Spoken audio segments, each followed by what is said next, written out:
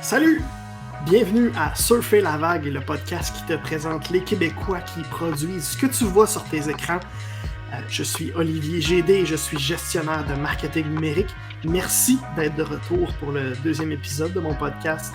La vie est pleine de tentations et tu as quand même choisi d'être avec moi. Je l'apprécie vraiment.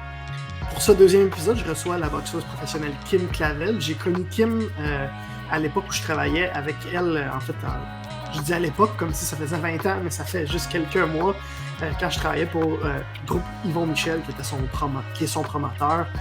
J'ai eu la chance de découvrir une personne vraiment exceptionnelle. La preuve, c'est qu'elle a pris du temps dans son horaire, alors qu'elle est en plein camp d'entraînement, en préparation d'un combat de championnat du monde, pour venir jaser à mon podcast, le podcast d'une personne avec qui elle avait juste déjà travaillé il y a quelques mois. Ça faisait un petit bout de temps en plus qu'on ne s'était pas parlé. Puis elle a quand même accepté de venir me jaser dans ce podcast-là qui, au moment de notre entrevue ensemble, avait 0 épisode et 0 auditeur. Donc, merci beaucoup, Kim. Je l'apprécie vraiment. Si tu connais pas Kim, c'est l'étoile montante de la boxe au Québec. Ça commence même à l'être sur la scène internationale. Ne t'inquiète pas, par contre, si t'es pas fan de boxe, on parlera pas de ce qui se passe sur le ring, en fait. On va plus se parler de ce qui se passe à l'extérieur du ring, la vie de Kim à l'extérieur du ring, à l'extérieur du gym, et même la vie numérique de Kim, en fait, parce que c'est ça le but de mon podcast, c'est parler un petit peu plus de nos vies en rapport avec nos écrans. En fait, je voulais surtout parler avec Kim en particulier parce qu'elle fait tout ce qui se passe sur ses réseaux sociaux, est entièrement seule à gérer ça. On pourrait croire que pour un ou une athlète professionnelle, il n'y aura pas réellement le temps ou l'intérêt de s'en occuper au niveau où Kim le fait. Souvent, quand on va avoir un athlète professionnel aussi actif sur les réseaux sociaux, ben, ça va plus être parce qu'il y a quelqu'un, un professionnel en arrière qui est mandaté pour s'en occuper. Mais pour Kim, c'est pas le cas. Elle fait tout seule. Donc, je voulais parler de ça avec elle. Je voulais savoir pourquoi c'était important pour elle de s'en occuper elle-même et autant. On va aussi discuter du avant, pendant, après de Big Brother Célébrité, qui était pendant la COVID, je pense que c'est en 2020, sinon 2021, un des deux. Je suis pas mal sûr que c'était 2020, en fait. Kim, elle a participé à Big Brother, elle s'est rendue jusqu'en finale. C'est 3 mois où elle a eu absolument 0 contact avec son téléphone, avec ses réseaux sociaux. Donc, elle avait déjà une belle communauté de fans avant d'aller à Big Brother Célébrité. Mais c'est le jour et la nuit comparativement à ce que c'était après. Donc, c'est assez un gros choc quand même de s'adapter au avant et au après. Passer 3 mois, pas de téléphone du tout, et tout d'un coup, tu reprends ton téléphone et tu te rends compte sur les réseaux sociaux que tu es rendu une vedette, surtout pour les avides de télévision québécoise. Et même que sans même le savoir, tu as transformé des gens qui ne connaissaient pas du tout ton sport, qui ne te connaissaient pas du tout, en amateurs de sport et en fans finis de toi. Donc, on va parler de ça avec Kim aussi dans ce deuxième épisode de Surfer la vague. Juste avant d'aller parler avec Kim, je voulais juste parler de ma semaine parce que c'est une semaine de fou. Je suis entre le travail et les procédures pour vendre mon condo, acheter une maison. C'est vraiment beaucoup. Puis quand tu ajoutes un podcast là-dedans, c'est encore une fois beaucoup.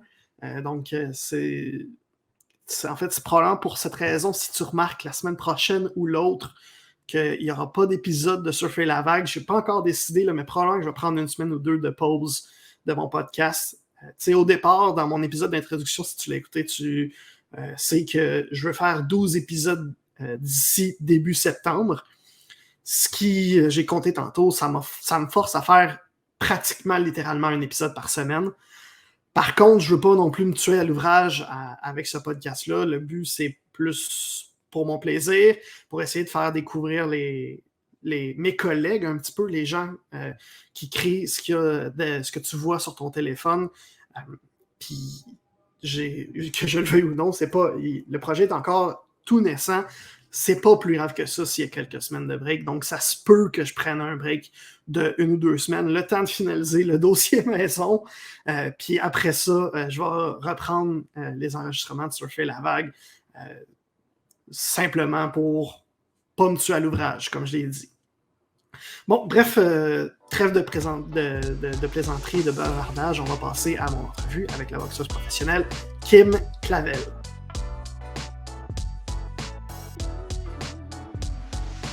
Donc, tout d'abord, salut Kim Clavel. Merci beaucoup d'avoir accepté mon invitation. Ça me fait plaisir. Pour ceux qui ne te connaissent pas, tu es boxeuse professionnelle. Tu vas te battre en championnat du monde cet été à la fin juillet, si je ne me trompe pas. Ouais. Mais dans mon podcast, je ne veux pas savoir c'est qui l'athlète dans le ring. Je veux savoir c'est qui en dehors du ring ou en dehors du gym. Donc, pour commencer, ça ressemble à quoi une semaine dans les running shoes de Kim Clavel? Même que ce soit en camp d'entraînement ou hors camp d'entraînement. Oui, c'est vraiment, tu sais, moi, quand je vis de mon entraînement, tu sais, je vis de la boxe, je suis vraiment boxeuse professionnelle, fait que pour l'instant, je fais juste ça. Mais, tu sais, je suis quelqu'un que j'aime beaucoup voyager. Dès que j'ai une opportunité, je pars en voyage. J'aime les fins de semaine aller chez ma mère, tu sais, j'ai des chevaux, me ressourcer, voir mes amis, écouter des émissions Netflix.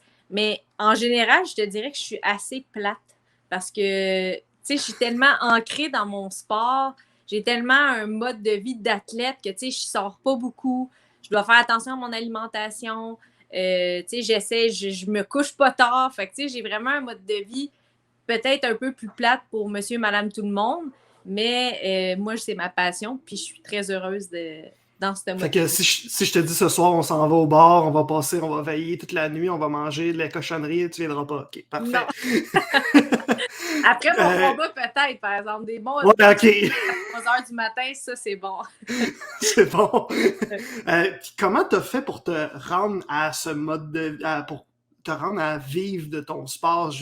Oui, il y a beaucoup de travail, j'en doute pas. Ouais. Il y a des compétitions aussi, j'imagine, mais qu'est-ce qui t'a permis d'obtenir ce mode de vie-là un peu?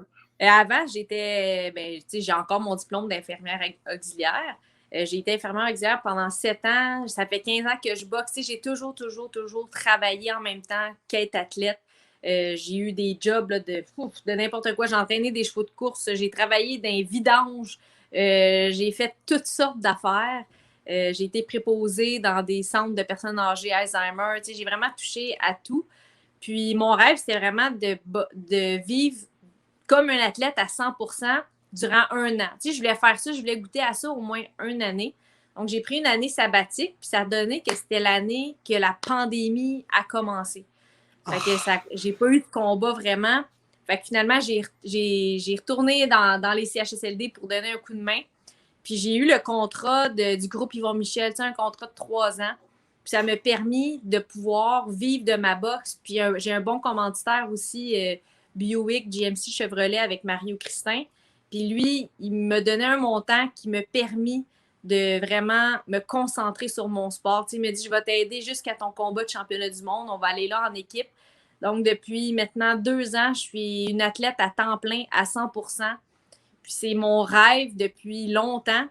Puis, sauf que c'est sûr, sans l'aide des promoteurs puis des commanditaires, j'aurais jamais pu faire ça. Donc, c'est vraiment grâce à eux que maintenant, je vis de mon sport. Là, OK, c'est ce qui permettent, en fait, de ne pas avoir à te soucier de tes factures à la fin du mois. Exactement. C'est tout un peu... Ils permettent de payer ton mode de vie, puis après ça, toi, tu fais juste te concentrer sur la boxe. Ouais. Évidemment, comme je te disais, je suis gestionnaire de marketing numérique. Fait que ce qui m'intéresse, c'est l'aspect réseaux sociaux, l'aspect numérique là-dedans. Tu as une très grosse communauté. Tu es quand même assez active sur les réseaux sociaux. Je t'ai vu ce matin, tu as publié un TikTok même. C'est quoi la place que ça occupe, les réseaux sociaux, le numérique dans ta vie d'athlète? Si tu sors pas souvent, peut-être que tu as plus de temps sur les écrans ou même pas? Oui, je passe quand même beaucoup de temps sur les écrans. Puis, parce que j'aime ça. Tu sais, on a évolué au travers de tout. Moi, je suis née en 1990, fait que les réseaux sociaux sont arrivés dans ma vie. Ça fait peut-être, mettons, 10 ans que c'est vraiment, vraiment ancré plus dans ma vie. Puis que j'ai vu des athlètes des personnes de tous les sphères dans la vie évoluer avec les réseaux sociaux. Puis maintenant, on dirait que c'est un air que ça fonctionne énormément. Tu sais, si tu mets du temps d'avoir un bon fanbase, d'avoir des followers qui te suivent, c'est plus facile de trouver des commanditaires, des personnes qui vont embarquer avec toi si c'est une belle plateforme. Fait que j'essaie d'en prendre soin du mieux que je peux avec les connaissances que j'ai. Puis c'est sur le fait que je suis une athlète, je mets beaucoup de trucs d'entraînement. Tu sais, je fais de la promotion pour mes combats. Mais aussi, j'essaie de mettre des trucs de ma vie privée parce que j'ai l'impression que les gens aiment ça, savoir justement derrière l'athlète, tu sais, derrière Kim Clavel, c'est qui, qu'est-ce qu'elle fait. Fait que, tu sais, je mets beaucoup de mes voyages quand je vais chez ma mère avec la chèvre, les chiens, tu sais, Oui. mes amis, tout ça. Fait que j'essaie de mettre un peu de tout qui va toucher monsieur, madame, tout le monde. Puis j'aime prendre soin de mes réseaux sociaux. C'est une petite partie du côté business de la boxe que j'aime beaucoup. Tu t'as dit que tu faisais ça au meilleur de tes connaissances, si j'en comprends, donc que tu fais vraiment ça entièrement toute seule, tu n'as pas d'aide externe de professionnel ou quelque chose comme ça, c'est vraiment juste toi. Ouais, là, j'ai déjà eu quelqu'un qui m'aidait un petit peu, tu sais, quand j'étais vraiment concentrée durant mes camps d'entraînement les dernières semaines, dans le temps qu'il y avait Tania, tu sais, elle venait Oui, m'aider. Tania qu'on connaît parce que Ouais. on l'a pas dit, mais j'ai travaillé un petit peu, on a travaillé un petit peu en collaboration ensemble. Il fut un temps où je travaillais pour Michel, fait que Ouais. c'est comme ça qu'on s'est connus. C'est comme ça qu'on s'est j'ai connus. connu Tania aussi. Ouais. Fait qu'elle, elle m'a aidé aussi. Puis le fait de vous voir agir sur les réseaux sociaux, à un moment donné, c'est comme tu sens que tu peux le faire de tes propres ailes. Là. Tu peux le faire par toi-même. Mais ça prend de l'imagination. Tu sais, ça prend beaucoup d'imagination. Ça prend un bon momentum. J'ai appris qu'il y a des jours dans la semaine que c'est mieux que d'autres, des heures dans la semaine que c'est mieux que d'autres. Tu sais, aussi comment dire ça, mettons, pas trop en mettre, pas en mettre, tu sais, pas trop peu non plus. Fait que d'avoir un bel équilibre au travers de tout ça. Fait que c'est super intéressant. Tu vas-tu au point, tu sais, moi, en tant que professionnel, je vais avoir, avec mes clients, je vais avoir des calendriers de publication, je vais m'écrire des stratégies. Tu vas-tu à ce point-là ou c'est juste, moi, je vais vraiment là, au feeling. Okay. Je suis comme ça dans pas mal toutes les sphères de ma vie. Même quand que je cuisine, c'est bien rare que je suis une recette. Je vais tout à peu près. Mais je suis conseillée. Ma meilleure amie, elle étudie là-dedans, Sarah. Puis, elle m'a appris des trucs sur les hashtags. Justement, dans la semaine, des fois, quand c'est mieux, ou d'aller pouvoir aller regarder mes statistiques. C'est toutes des choses que je faisais pas, mais elle m'a appris que je peux maintenant faire. Puis ça m'a juste ouvert plus sur mes connaissances du réseau social. Puis c'est super intéressant. Là, je sais que tu ne veux pas trop parler de Big Brother, fait que je vais te poser des questions qui ont un lien indirect à ça. Si tu n'es pas à l'aise. Ça ne dérange pas d'en parler de Big Brother. Ça ne dérange pas? Ok, parfait. En fait, ça a plus un lien indirect à Big Brother, en fait. Là. Tes réseaux sociaux, tes plateformes, ils ont quand même beaucoup explosé grâce à ton passage à Big Brother. Est-ce que ça a été difficile de t'adapter par rapport à ça, ta popularité sur les réseaux et dans la vie de tous les jours, avant et après Big Brother? C'est arrivé assez rapidement. Tu sais, à Big Brother, j'ai été 3 mois enfermée, puisque j'ai fait jusqu'à la finale, tu sais. Fait que je pense que quand je suis rentrée à Big Brother, j'avais peut-être 10 000 followers. Puis je suis sortie, puis j'en avais 48 000, tu sais. Fait que ça fait quand même une bonne différence. Puis d'apprendre à gérer ça, j'étais, mon Dieu, j'étais pas habituée d'avoir autant de commentaires. Puis là, j'ai appris qu'on pouvait masquer des commentaires parce qu'il y a aussi des personnes que c'est pas trop le fun de lire ce qu'ils t'écrivent non plus. Fait que ça a été assez difficile, je te dirais, de gérer tout ça. Ça a vraiment été tout ou rien. Ça a passé de pratiquement, tu sais, mes amis, ma famille, quelques fans, puis quelques interactions, mais pas autant que ça. À là, poum! Ça l'a explosé complètement. Fait que, tu sais, j'apprends graduellement. Mais à ma sortie de Big Brother, je te dirais que j'ai été assez un peu sur le choc. Ouais, j'imagine. Ça fait beaucoup de notifications à regarder d'un coup. Là. Oui, vraiment.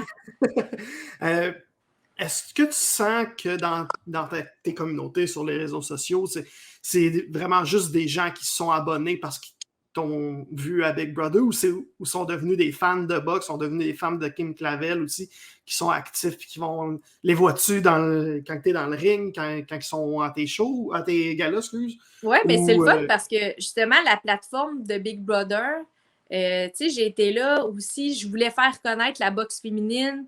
Tu sais, c'est un sport on est dans un bel air. Il y en a de plus en plus de la boxe féminine, mais avant, on n'entendait pas tant que ça parler. Puis là, les gens m'ont beaucoup connu à Big Brother, puis c'était pas juste les fans de boxe à la base. Tu sais, c'était monsieur, madame, tout le monde, la mère, la grand-mère, l'oncle, la tante, le cousin, la cousine de l'autre. Tu sais, c'était de tous les âges, les jeunes, les plus vieux, qui ont appris à me connaître dans Big Brother. Puis par le fait même, se sont intéressés à ma carrière de boxe par la suite, tu sais. Fait qu'ils ont appris à connaître l'humain, Kim, puis le fait que je faisais de la boxe, que j'ai vendu mon sport, on peut dire, un peu à Big Brother parce que j'en parlais beaucoup. On me voyait m'entraîner. On me voyait parler justement à Yvon quand j'ai eu le droit d'avoir des appels comme patronne à mes entraîneurs. Fait que les gens se sont comme intéressés aussi en même temps. Fait que tous les gens, je te dirais, qui sont abonnés à ma page Instagram, c'est des gens que peut-être qu'à la base n'étaient pas fans de boxe, mais qui sont devenus fans de Kim Clavel, la boxeuse. Tu sais, ça va ensemble. Donc, il y en a plusieurs qui disent « Ah, j'ai jamais été voir des galas de boxe, j'ai jamais été voir des combats de boxe. » Puis il y en a plusieurs qui sont venus voir mes combats, puis qui n'étaient même pas des fans de boxe et qui ils m'ont vu à Big Brother, puis que ça les a intéressés.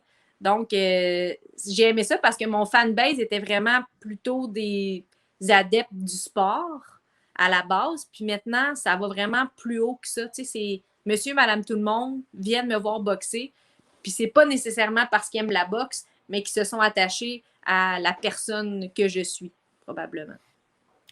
Si on va un petit peu plus, on retourne un petit peu plus proche du ring, là, tu t'entraînes en ce moment pour un championnat du monde, mais hors de ça un petit peu, tu disais que tu passes quand même beaucoup de temps sur tes écrans. Est-ce que tu es capable d'estimer un peu un temps? Est-ce que tu dois te limiter dans le temps, en fait? Je me limite pas vraiment. Tu sais, je suis pas toujours sur mon téléphone. Mais tu sais, j'aime ça. Mettons, le matin, je vais m'entraîner. Ensuite, tu sais, je vais me prendre une petite heure. Je vais regarder mes réseaux sociaux. Je vais regarder mes emails parce que maintenant, tout se fait. Tu sais, on reçoit plus rien par la poste. Tu sais, nos factures, tout ça. Fait que tu sais, je fais toujours un peu le tour de tout ça. C'est avec ça que je discute aussi. Tu sais, que j'appelle mes amis, ma famille. Des fois, on a des messages. Après ça, je dois passer, je te dirais, un bon 3 heures par jour, je te dirais, sur mes réseaux sociaux. C'est pas quand même. Non, un 3 heures. Ouais, OK. Puis, si on revient à la boxe, est-ce que tu aurais des conseils à donner à quelqu'un qui est en boxe amateur, par exemple, qui regarde Kim Clavel, qui dit « OK, c'est ça, je veux devenir ». As-tu des conseils pour cette personne-là ou pour la Kim Clavel d'il y a 5 ans? Je dirais c'est de persévérer. Tu sais, ça a l'air cliché, on parle toujours de la persévérance, mais c'est tellement vrai. Puis surtout la constance, tu sais, c'est de ne pas s'entraîner une fois de temps en temps. Tu sais, quand tu veux vraiment boxer, quand tu veux vraiment atteindre un haut niveau, peu importe ton sport, c'est pas seulement de t'entraîner quand tu as une compétition qui arrive, c'est à l'année. C'est toute l'année qu'il faut que tu prennes des acquis. Puis de t'entourer des gens compétents aussi. Tu sais, qui sont là pour les bonnes raisons dans ta vie. Puis, de tout simplement avoir du bonheur, tu sais, d'être heureux de faire ce que tu fais, de rire, de prendre quelques entraînements, tu sais, même si ça va moins bien, c'est pas grave, tu sais, la vie n'arrête pas à un entraînement qui n'était pas bon. Le lendemain, tu vas pouvoir te reprendre. Fait que se mettre ça dans la tête, puis la constance et la persévérance, c'est fou les résultats que ça donne. C'est même surprenant. Fait que c'est de jamais lâcher. Puis, est-ce que tu as des projets? Là, tu t'entraînes pour un combat de championnat du monde. Fait que si tu remportes le championnat du monde cet été, tu deviens championne du monde. C'est quoi les projets par la suite? Est-ce que, j'imagine, tu vas vouloir défendre ton titre une couple de fois au minimum? Oui. Mais après la boxe, mettons, est-ce que tu as d'autres projets de vie à l'extérieur de la boxe? Parce que tu parles vraiment comme si c'était vraiment ton mode de vie était basé là-dessus, mais l'après-boxe, ça ressemble à quoi pour Kim Clavel? L'après-boxe, j'ai encore de la misère à le mettre dans ma tête parce qu'on dirait que ça fait tellement longtemps que Kim, c'est une athlète, que je suis une athlète, que j'ai de la misère à savoir je suis vraiment qui si j'ai pas cette personne-là. Tu sais, c'est vraiment bizarre. Mais je sais que j'ai vraiment envie d'aider les gens. Puis ça, c'est depuis que je suis toute petite. Là, je sauvais des souris de la bouche des chats. Tu sais, j'étais vraiment, là, moi, c'est fait que probablement que je vais continuer à travailler dans les hôpitaux. C'est vraiment un métier que j'aime. Ou peut-être que je vais retourner dans les écoles. À l'école, je veux dire, j'aimerais peut-être être dans le travail social, ces trucs-là. Essayer d'intégrer la boxe là-dedans. Tu sais, si, admettons, je suis capable de travailler dans des écoles ou des prisons de jeunesse ou des trucs comme ça, tu sais, d'amener le sport de la boxe au travers de ça, plutôt comme thérapie aussi. Ça, c'est quelque chose que j'aimerais beaucoup.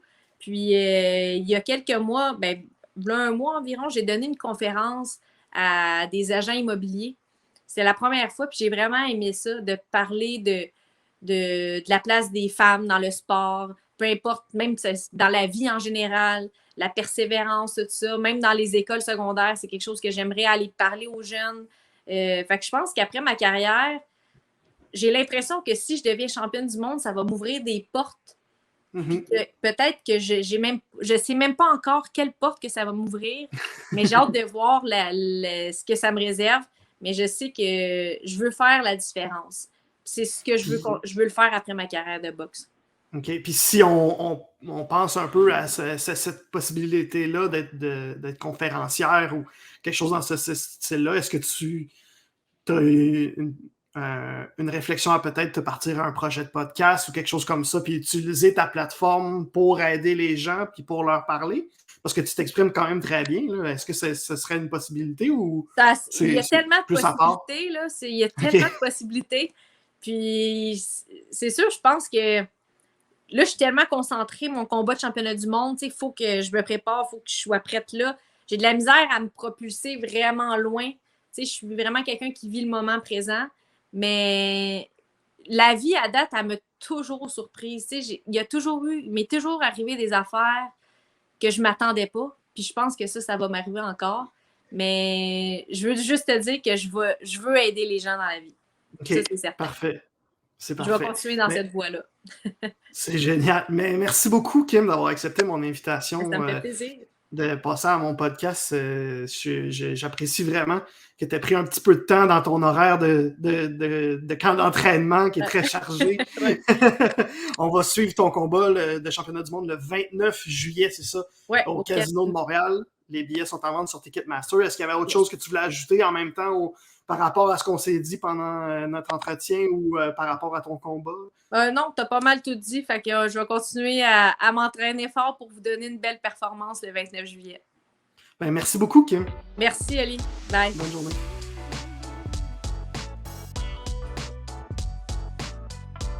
Un énorme merci à Kim Clavel pour sa générosité et son ouverture. J'ai beaucoup apprécié discuter avec elle sur sa relation avec le numérique, particulièrement son immense communauté sur les réseaux sociaux qu'elle gère entièrement seule, ce qui est quand même impressionnant.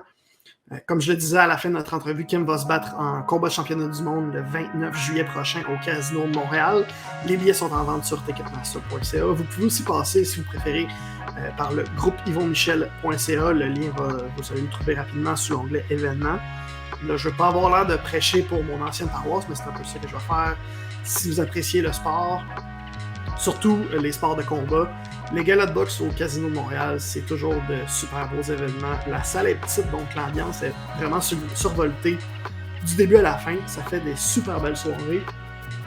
Les prix peuvent avoir l'air dispendieux au premier coup d'œil, mais je vous le dis tout de suite, ça vaut absolument la peine. Vous ne le regretterez pas. Aussi, avant de se quitter, je voulais te remercier toi, tout spécialement. Tu as eu le choix de faire probablement 1 million d'affaires en ce moment, mais à la place, tu as choisi de m'écouter, d'écouter mon 2e épisode jusqu'au bout. Ça me touche énormément. D'ailleurs, si tu veux me toucher encore plus, fais-moi pleurer en allant liker ma vidéo. Si tu l'écoutes sur YouTube, t'abonner à ma chaîne sur YouTube, si tu écoutes le podcast par là. Tu peux t'abonner à mon podcast si tu l'écoutes sur Spotify ou Apple Podcast. Si tu écoutes sur Apple Podcast, tu peux aussi me faire broyer encore plus de bonheur d'avoir des gens qui m'écoutent et qui m'apprécient au point de donner 5 étoiles sur Apple Podcast. Puis aussi, si tu le veux, tu peux t'abonner à ma page Facebook, mon compte Instagram ou m'ajouter sur LinkedIn avec mon username oliviergd.com en toutes lettres et en un mot. Donc, mets pas un point, écrit .point. Comme je disais un petit peu plus tôt, je vais sûrement prendre une pause de 1 ou 2 semaines du podcast, même si c'est juste le 2e épisode, parce que j'ai des affaires à régler. En fait, dans le fond, dans le pire des cas, ce que je te dis, c'est on s'en va dans 3 semaines.